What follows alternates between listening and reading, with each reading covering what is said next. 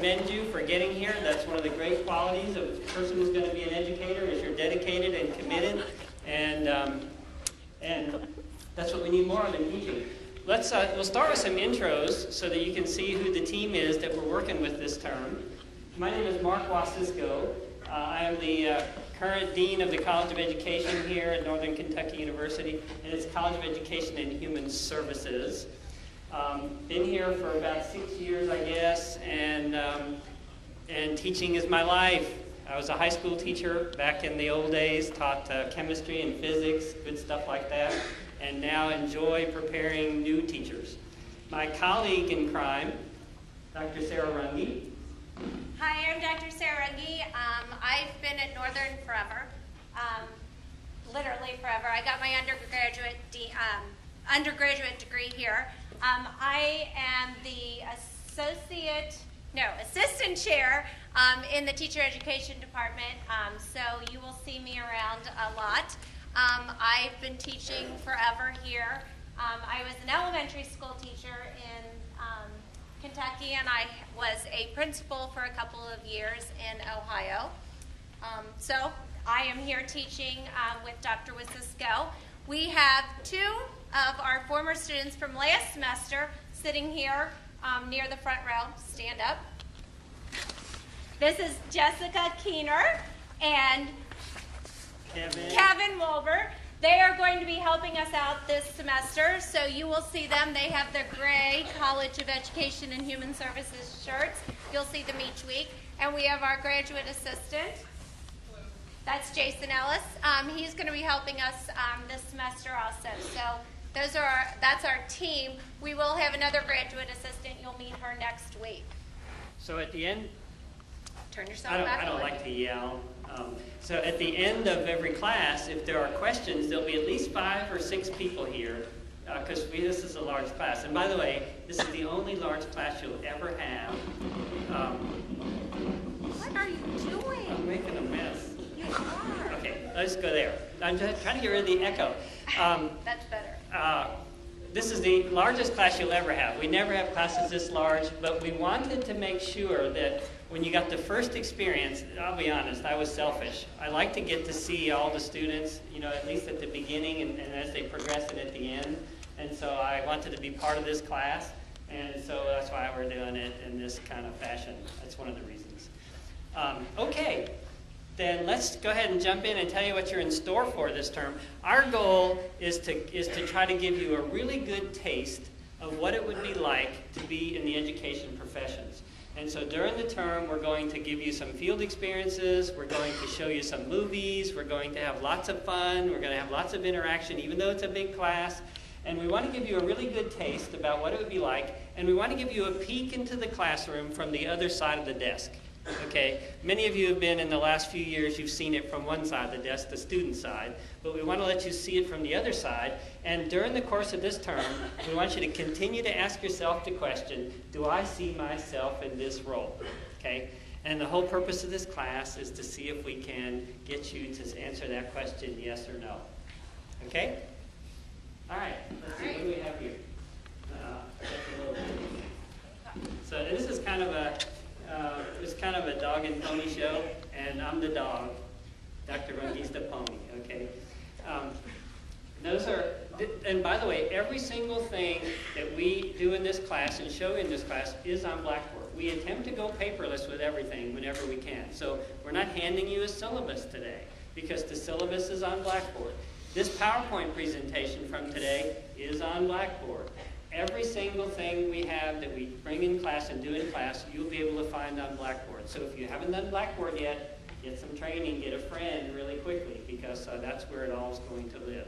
So this is information on how to contact us, and you can jump on there. It's also on Blackboard under instructors. This is what we're hoping to do this term.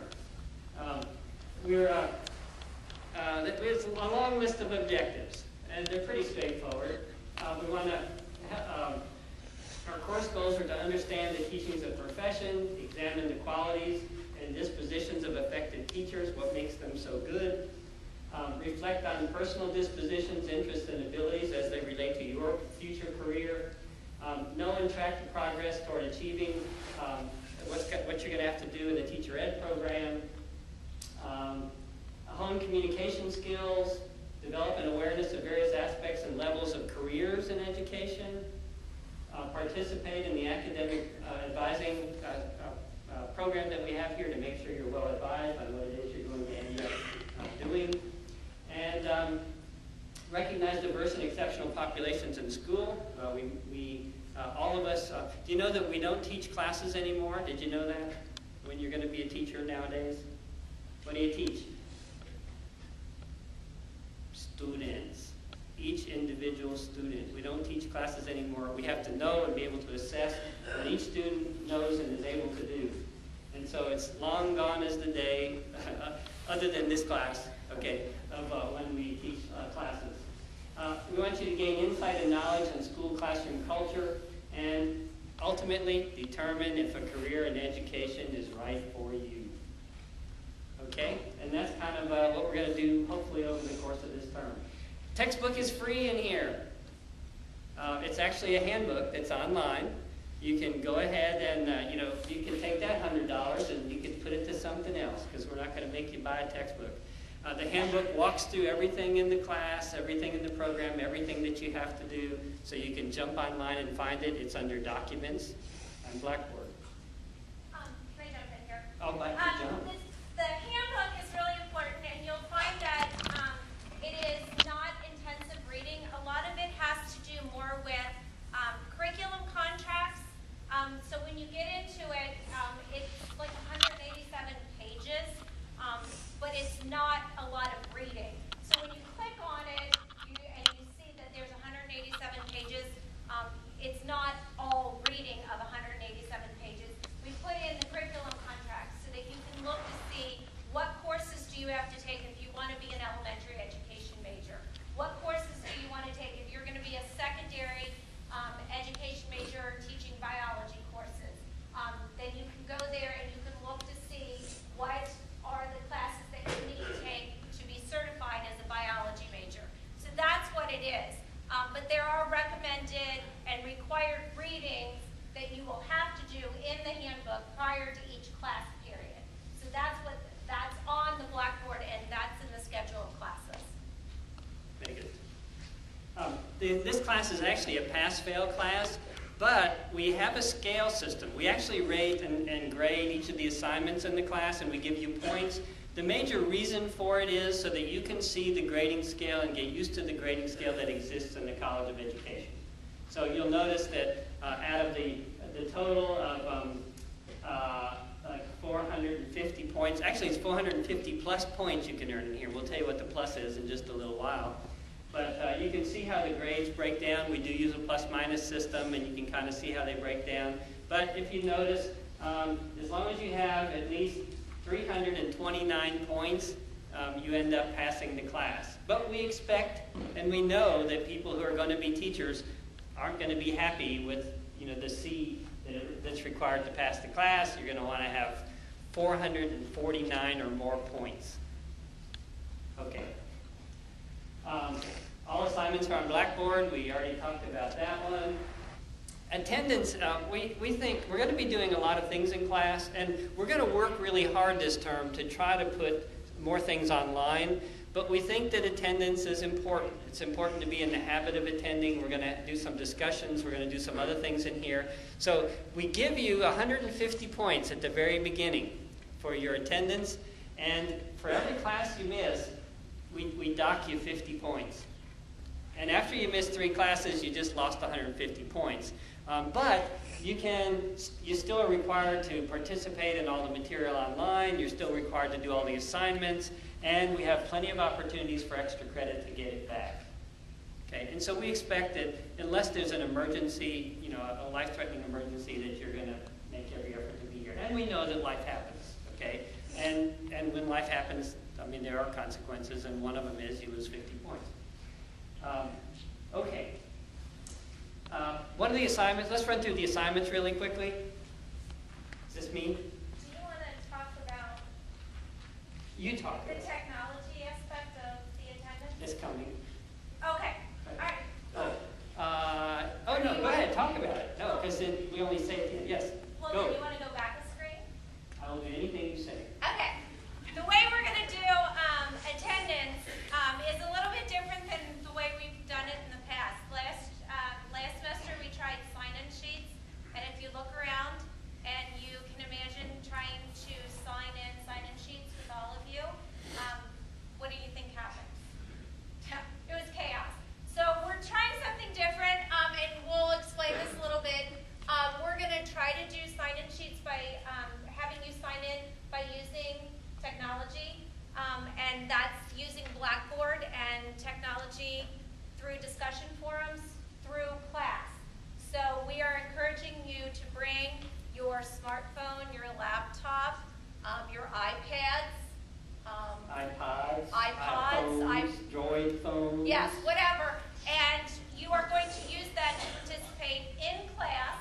So those of you who have your laptops open right now, that's a good thing, but you should have it open and looking at what we're looking at.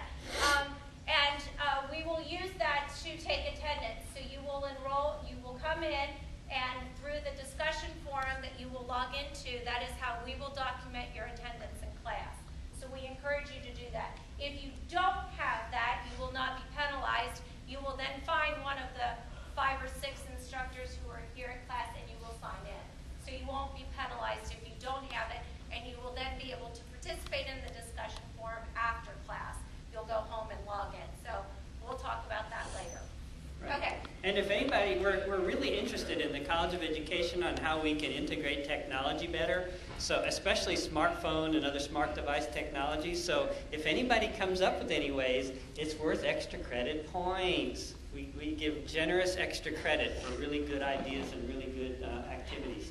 So we encourage you to bring your, you don't come here and then gear down. You can come here and use any devices that you have available to you and use them as part of class.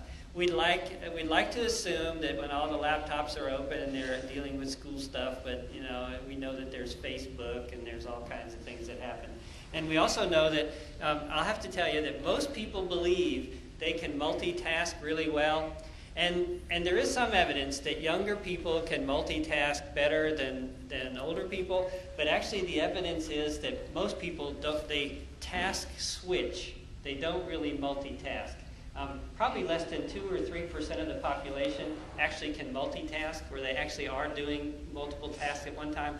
I did have a student one time, I saw him walking down the hall, and he had his, of course, you can have your iPod earphones in, and you can be walking down the hall, and you can be talking to somebody at the same time, and that's what this fellow was doing.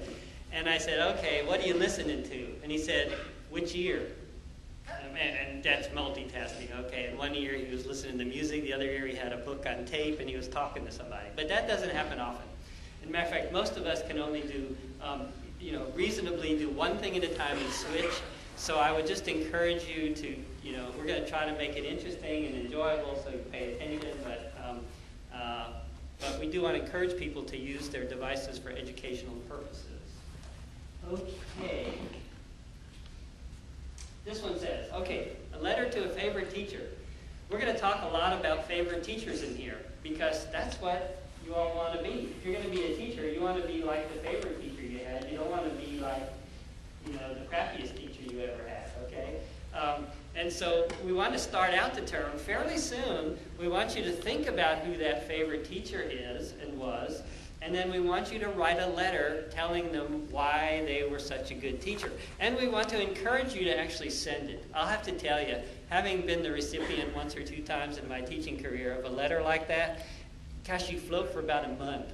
When somebody comes back and says, you know what, you were my favorite teacher, here's what you did for me, it really makes the day of a teacher. And if you do it now, and you do it earnestly, and you give that kind of feedback, hey, when Dr. Runge's teaching this class, 10 years from now, and some students are in there, filling out theirs, then you'll get a letter like that, okay? That would be great. So anyway, you're going to get 30 points for writing a letter. You can start thinking about it now. We're actually going to talk about it in class as we go along in the term some more.